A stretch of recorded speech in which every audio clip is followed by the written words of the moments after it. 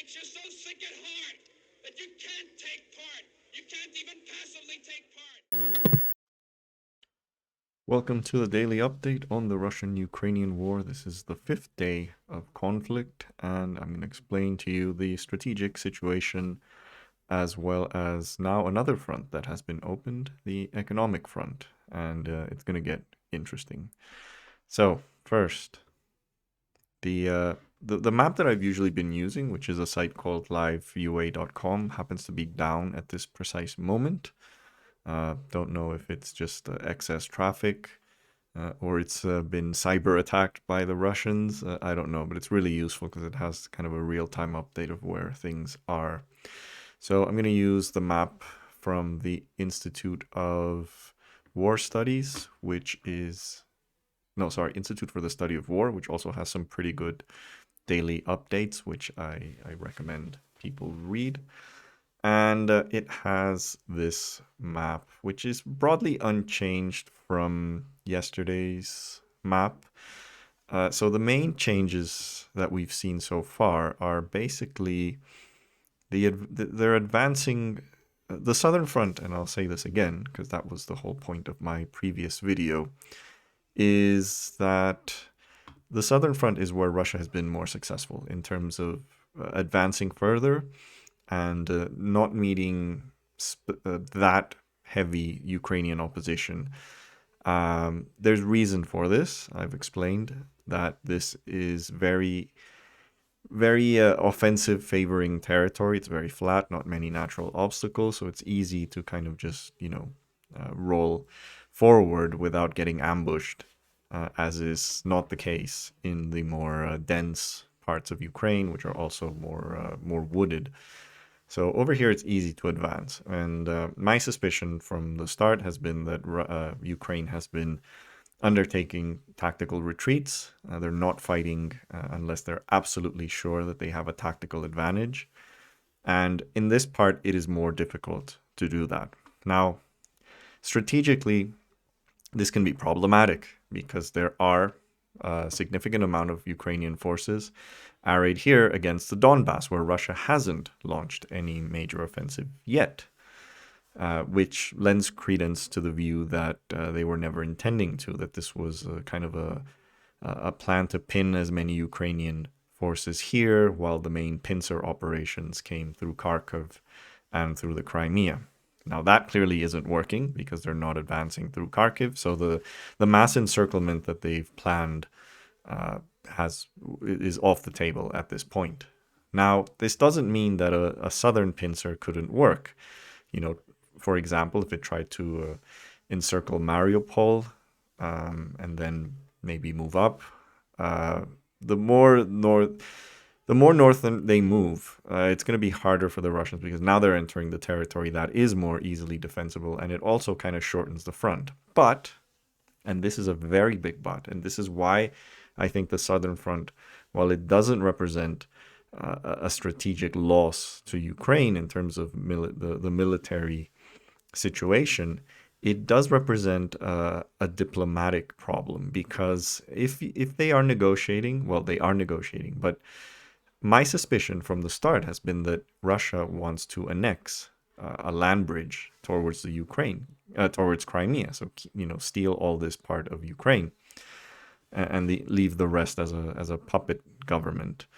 I suspect maybe they wanted to annex everything east of the Dnieper. I don't know. But at least this part, probably they were going to try to annex it. So it's going to be harder to dislodge them after a ceasefire if they're holding on to significant amounts of territory here. Because as good as the Ukrainian army has been on the defensive, the kind of tactical proficiency that they've been showing needs more hardware to be able to be translated into a successful offensive. So ironically, if Ukraine were to go on the offensive in the south, they would face a lot of the same problems that Russia has been facing. So I am not too confident on Ukraine's offensive capability at this point, given that they have also incurred significant losses. The fact that they don't have air superiority, although they haven't lost it either. They have some way of harassing the Russians, but the Ukrainian Air Force has not been destroyed, but it is not capable of inflicting the kind of you know shooting cruise missiles at key targets, precision weaponry, things like that. That Russia does still have the capability of doing so. Ukraine doesn't have that capability. So that is the worrying bit, that in terms of a ceasefire arrangement, how do you get the Russians out of the territory where they're already holding? And to me, that means that really the threat from the Western powers has to be to maintain sanctions until they fully retreat. Anything less than that, I don't think is going to be enough, and will still leave Russia with a sense that they didn't achieve their original objectives, but they want something. So I don't know. I honestly don't know. The other fronts, what's also worrying is that Russia has begun employing rocket attacks against the city of Kharkiv. And apparently they've been using cluster munitions, which are incredibly problematic for the civilian population. And this is definitely proof that they are intensifying the type of attacks that they're employing. Now, moving on to the Kyiv Front, where Russia's big heavy formations are apparently on the verge of making an important movement. From reports, it seems that they're going to try and encircle Ukraine. This is the worrying bit. Less so from the military perspective, but from the civilian perspective, because these units are going to start shooting rockets into the city. There's going to be heavy units fighting in an urban environment. This is not good. And this is where the casualties are going to begin mounting. And, the casualties have already been pretty heavy on the Russian side. So far, there hasn't been a major attempt. There's been some restraint on the Russian part to avoid civilian casualties. But from early reports of the fighting in Kharkiv from the last 24 hours, it has become more indiscriminate. So there have been now rocket attacks on Kharkiv, including cluster bombs, reportedly. So that is probably illegal. That could constitute war crimes. But to be fair, the US has also used cluster bombs plenty of times, and Israel as well. So, yeah, this is not good. This is not good for the civilian population. Militarily, we'll see. Insofar as the Ukrainian defenders are still on their feet, still have ample stocks of anti-tank guided missiles and anti-portable anti-aircraft missiles, they should be able to hold on. The question is just how much of the destruction of the city is going to be tolerable. But I still think from a strategic perspective, I don't see Kyiv falling anytime soon. The worrying bits are in the south. But yeah, now the other thing is, as time passes, Russia's logistical problems, I'm sure they're working on trying to solve them. The first 5 days have been a learning experience for the Russian army. They will not be making the same mistakes over and over again. But the question is, how many of these have been tactical mistakes, tactical logistic mistakes that can be corrected on the battlefield over the next couple of days? How much of these are intrinsic to how the Russian army operates? That is the big question. So if most of these problems are intrinsic to how the Russian army operates, how it is incapable of actually fighting a war on this magnitude on a sustained scale, then it really doesn't matter whether it's heavy units suddenly get involved. I mean, they're going to suffer from the same problems as the troops that have been fighting now. So right now, nothing suggests that these problems are entirely because of misjudgments on the first couple of days, and these can be easily reversed. I think the very nature of how Russia is fighting this war has some serious problems. I explained in the video yesterday, for example, the use of battalion tactical groups is very problematic. This is not something that they're going to be able to change. This is something that requires a whole reorganization of their war fighting And this will only happen through a major reform that will take years. So this is not something that they're going to be able to reverse in the middle of this conflict. So the fact that they're using very small units, a battalion is only about 1,000 people or less, as their primary mobile unit is really problematic, because they will have way more problems coordinating intelligence, coordinating logistics, coordinating supplies when their main maneuver unit is so small and doesn't have intrinsic units that are in charge of these things.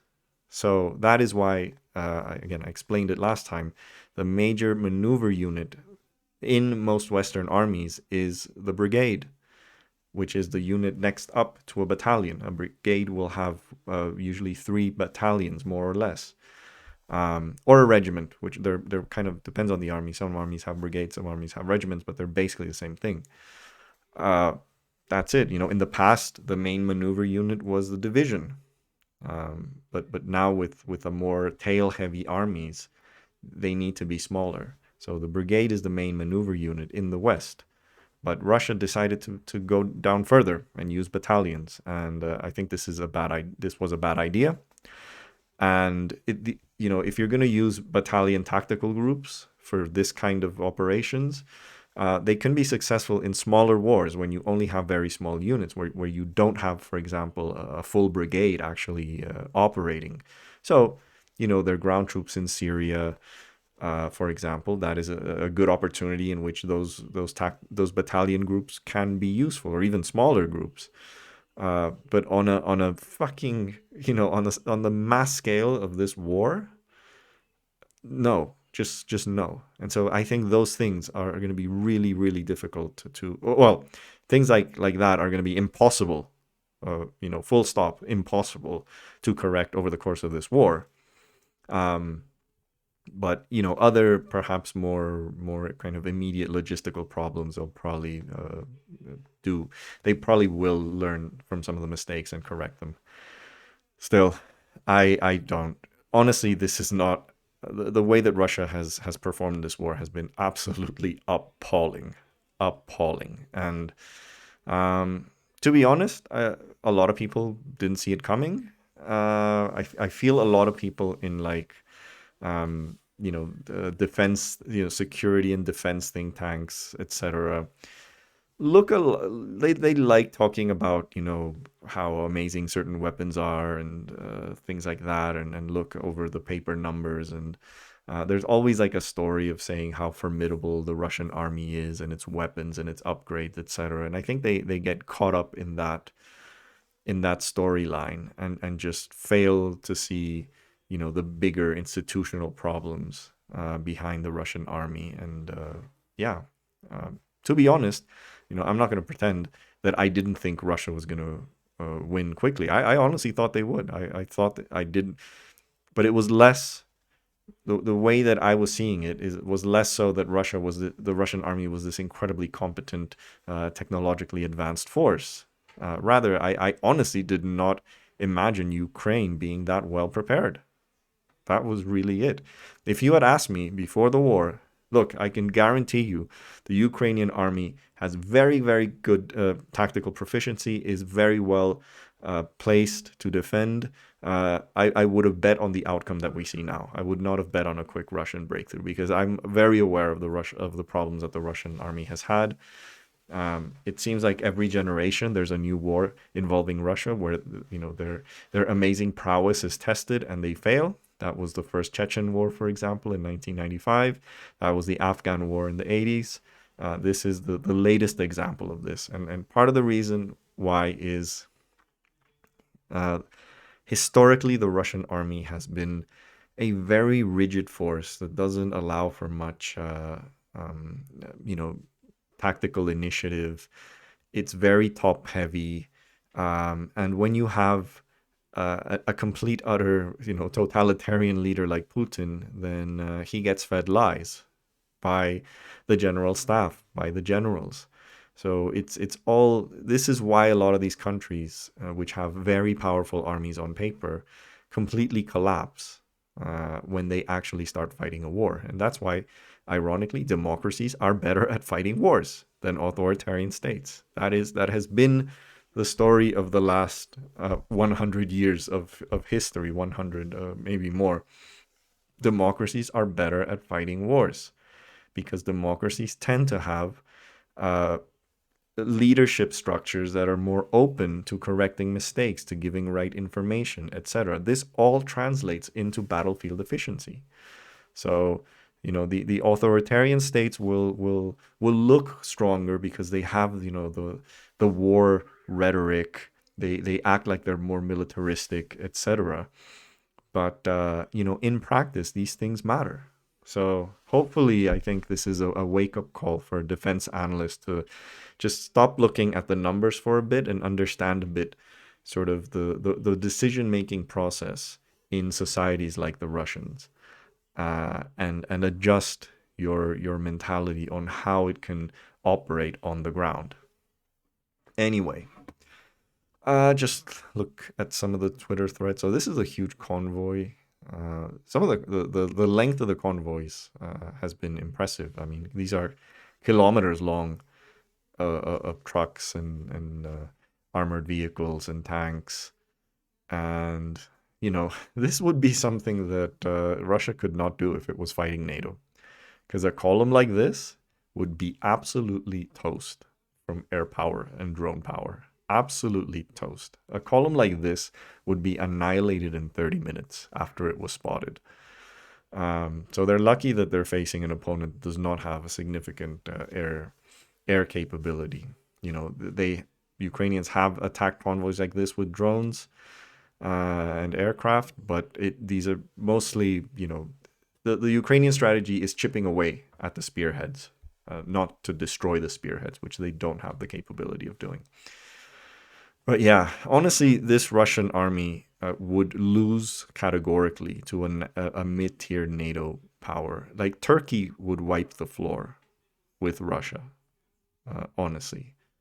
But yeah. So more Grad. These are the rocket launchers.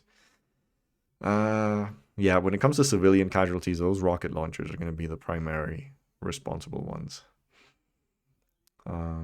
Yeah. So yeah, that hasn't really changed much. There was report of Russia. That big explosion that I showed in yesterday's video was apparently a thermobaric weapon, which the U.S. has used one in Afghanistan once. These are the biggest explosions that aren't nuclear. So I'm curious what it was used against. Yeah, so there's some movement from the separatist regions, and there was a very interesting video of one of a huge protest from Ukrainian people in a city. Oh, this one, yeah. This is in Berdyansk, which is outside Mariupol. There was a massive amount of civilians there protesting, and Russians just sort of, looking at that, not even bothering to disperse them. I don't want to say good things about the behavior of the Russian army because God knows what orders they're going to get in the next couple of days. But I genuinely do want to commend the whether part of it is restraint and part of it is incompetence, I don't know. But the restraint of a lot of Russian soldiers. I mean, there have been reports of civilian killings, but these have been very, very, very, rare. And so far, the restraint shown by Russian soldiers has been very, admirable, to be honest. And I think part of it is that they don't see Ukrainians as an enemy. They don't see them. War is often an act of dehumanizing your opponent. Whether it's even in World War II, for example, both sides saw the other side as just whether it's German Nazi, however horrible you want to paint them, rightfully so, or how the Germans painted the other countries, but yeah, this does look like a war between brothers, at least in terms of how the soldiers are reacting to this. And obviously, the Ukrainians are defending their homeland tooth and nail, obviously, but uh, yeah, the Russians. I mean, this is important for morale. If you're in a situation where you're that uncomfortable waging a war in a foreign land, not good, not good. And now, finally, the economic side. I want to talk a bit about this because the ruble yesterday was the first day of trading of the ruble, and damn, that is massive. So they lost from about 80 rubles to the dollar, and then it just absolutely skyrocketed to 105, went all the way up to 109. This is this is gonna hit the economy pretty bad. Russians are gonna feel it, and that is so. Russia's basically playing a game right now in which it can bring as much of its military force right now to secure a win. They can still win this. I want to be absolutely clear. Even though I made that tweet calling it on day 1.5 that Russia was not going to win this war, that doesn't mean that I'm 100% convinced of this. I'm just saying the odds of Russia not winning right now to me are higher than them winning. But that doesn't mean that they can't win. So there's a lot of unknowns. I'm very curious what the scale of Ukrainian casualties are. Very, very curious. Without that knowledge, if they have been very mild, especially relative to the Russian ones, I stand by entirely for what I'm saying. But if Ukraine is hiding higher casualties than we know, then the picture on the ground might be different.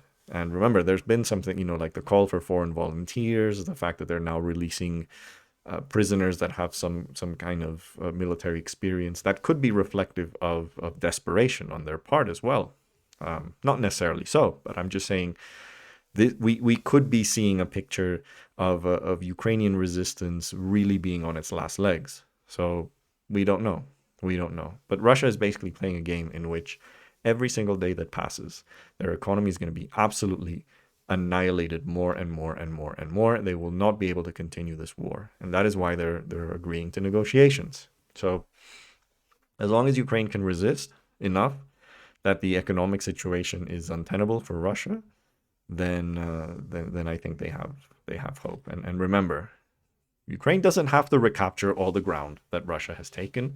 It does not have to destroy the entirety of the Russian invasion force for it to win.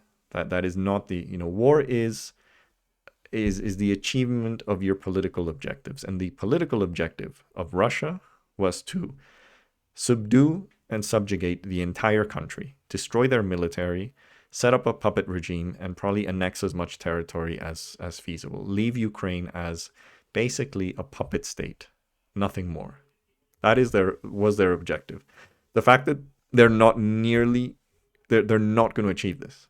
They're not going to achieve this. That is something that I am sure of.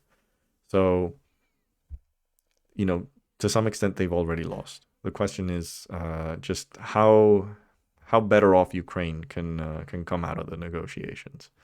And the more time passes, the more that the Russian people start resenting the impact of the war on the economy. That's not going to be good for Russia. Finally, a couple of other tweets, some funny. I really like this from George Monbiot. He is one of my favorite leftists. He's British. He's a absolute tireless climate change activist, which I really admire. And he's been on the right side of this. No sort of Russia bad, but and then a litany of Western imperialism. No. Just calling it out for the brutality that it is. So I'm good that he's been on the right side of this, unlike so many other British leftists. And he made this tweet that was very amusing. Remember Thomas Friedman's capitalist peace theory? No two countries that have both had McDonald's has fought a war against each other since each got its McDonald's. Right. This was a very stupid argument from people like Friedman in the post-Cold War era of like, Two capitalist societies are not going to go to war with each other. Countries that trade with each other are not going to go to war with each other. That is BS. BS. Remember that World War I started at the peak of globalization 1.0, because recent globalization is version 2.0, but globalization 1.0 was sort of the late 19th century, early 20th century expansion of world trade that reached its absolute zenith in immediately before World War One. So this idea that all these countries that are investing with each other and trading with each other will not go to war was proven bullshit in 1914. Yet people like Friedman still continue peddling that theory, and Steven Pinker, the radical centrists. So that was funny. And this one is just pathetic. This is from Occupied Democrats, probably the most cringe Twitter account of any leftist organization. This is so ridiculous because they always do this. Breaking: the Ukrainian mechanic of a yacht owned by a Russian oligarch who amassed his fortune by supplying the Russian military sinks the yacht and turns himself in, saying that my boss is a criminal. I don't regret anything. Retweet to thank the mechanic. So basically, they build their Twitter clout by these retweet if you agree, retweet if, and this is just. There was one where he, where is it? Is it this one? Oh yeah. Breaking: Ukraine's ambassador to the U.S. reveals that Russia dropped a thermobaric bomb, also known as a vacuum bomb, and the father of all bombs, on Ukraine, a horrific weapon that eats through the oxygen in its blast radius. Retweet if you stand with Ukraine. They're going to keep doing this. It's like, Russian MLRS rocket barrage destroys an entire neighborhood in Kharkiv. Retweet if you agree with this. That's all they're going to do. Russia is dropping cluster bombs on Kyiv suburbs. Retweet if you oppose this. Jesus Christ, these people have like no sense of optics whatsoever. No sense of optics at all. Yeah, that is pretty much it for today. We'll see what happens in the next 24 hours. As usual, if you like this video, please like, please share, please subscribe, please follow me on Twitter. I'm retweeting a lot of, on the ground coverage of the war and sharing my own thoughts on the bigger picture. So yeah, look forward to seeing you again tomorrow.